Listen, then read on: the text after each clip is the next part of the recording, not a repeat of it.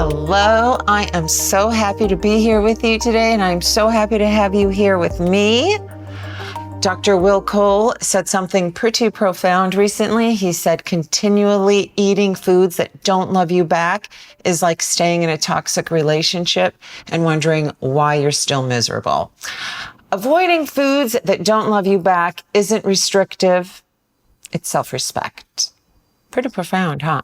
So I am going to teach you this delicious, nutritionally packed soup recipe that will love you back when you eat it. Now, we all know seaweed is a nutritional powerhouse. It's loaded with iodine, iron, calcium, collagen, amino acids, and fiber. It's also a superhero for our planet. It fights acidification in the ocean, prevents coastal erosions, and it even tidies up our ocean. So the star of this video today is seaweed. Now, usually I have so much more seaweed. I buy it like 2 pounds. It's very light. So 2 pounds is a big old bag. It's so delicious and it's such a staple in my diet that I'm always running out. The soup today is called Seaweed soup, and it is so simple to make, and it lasts indefinitely in your refrigerator, the base, so that you can always have it. The ingredients are super cool. We have the almighty powerhouse seaweed. Also garlic. Now, I was always into,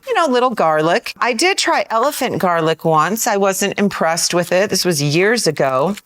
But my son recently visited, and I sent him to the store for garlic and other stuff, and he came back with all this elephant garlic. And I don't know, maybe because he brought it back, I just love it. Plus, it's a lot bigger, so it's a lot easier to, to break up and whatnot. So I'm just going to break it up. This is how I open the garlic. I just bang the. These are the ingredients: sun-dried tomatoes. I've got 1.5 cups of sun-dried tomatoes in here. They're softening up in some warm water, 20 minutes. And then I soften up my seaweed. For a serving, this is about a good, 2 cups. And then I'm going to soak it with water. And the water is going to be my base, my soup base. So that's a good 3 cups of water.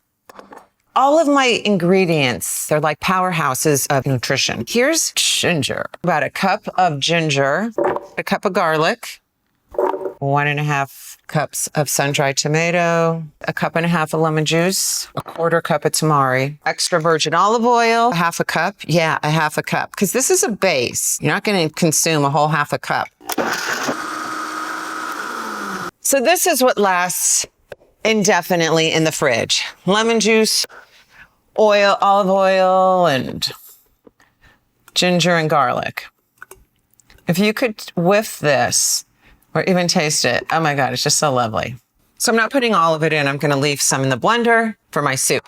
This has lasted me, the most I've ever had it in the fridge was a month before I finally get rid of it, but lasts great in the fridge. Our seaweed is all nice and soft.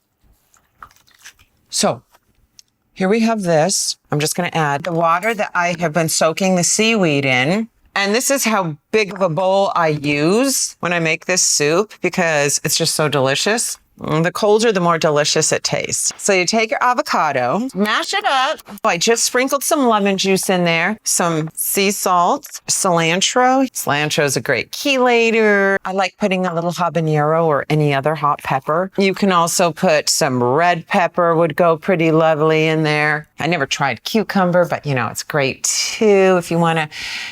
And then I'm going to get some of my seaweed and put it on top.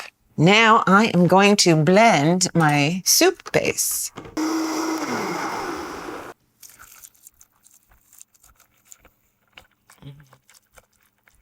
I've been known to put fresh, unsoaked seaweed on top of there as well. And guys, that's it. This is my favorite soup in the world, and I know it's going to be yours too if you give it a try. It's so lovely that you have the avocado mashed on the bottom. So you just take a little bit of the avocado on the bottom, and then you got the seaweed. I knew this was going to be a messy bite, but oh well.